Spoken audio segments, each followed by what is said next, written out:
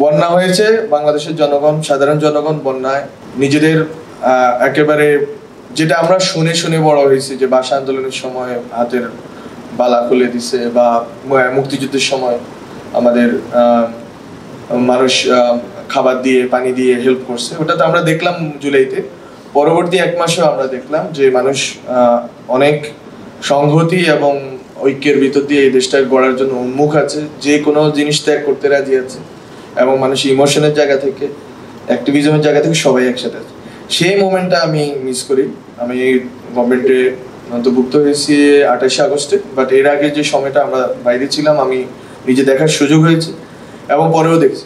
ফলে আমার বক্তব্যটা হচ্ছে যে আসলে দুইটা কথা ওনাদের দুইজন থেকে শেষ করি, যেটা হচ্ছে এরপরে আমি আমার কথাগুলো বলি, যে ভায়োলেন্সটা আসলে হয়নি, এটা হচ্ছে সত্য কথা।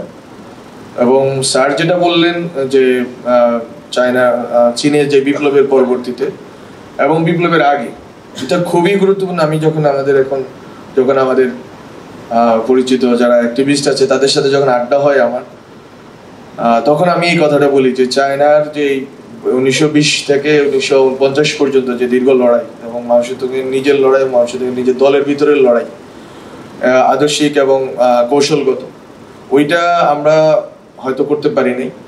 এবং আসলে এই পর্বগুলোর ভিতর দিয়ে গেলে হয়তো আমরা একটা জায়গায় পৌঁছাতে পারবো, নাহলে বারবার যে গণ অভ্যুত্থান ঘটার কথা বলা হচ্ছে এটা আসলেই করতে থাকবে, রক্ত জড়তে থাকবে, এবং আমরা আবার মাঠে নামতে হবে, কেউ আমাদের মধ্যে শহীদ হবে, আবার আমরা চেষ্টা করব। এই জিনিসটা আসলে ইতিহাসের ওনাদের দুইজন থেকে আজকে শিখলাম, এবং আমার নিজের অভিজ্ঞতা থেকে যেটা বোঝা যে এটা হচ্ছে একটা ইতিহাসের একটা ধারাবাহিকতা। আমরা এই ধারাবাহিকতার মধ্যে আছি। 1971 সালে আমরা এত প্রাণক্ষয়ী লড়াইয়ের পরেও আমরা দেখলাম যে 10 বছরের মাথায় যারা এই লড়াই করেছেন তারা নিজেরা নিজেদের মধ্যে অন্তর্ঘাতী লড়াইয়ে তারা অধিকাংশ, আমাদের একটা বড় অংশের মুক্তিযোদ্ধারা মারা গেছে। যেমন শেখ মুজিবুর রহমান নিজেই জাসদের কয়েক হাজার কর্মীকে হত্যা করেছে। এর পরবর্তীতে আমরা দেখেছি মুক্তিযোদ্ধারাই হত্যা করছে।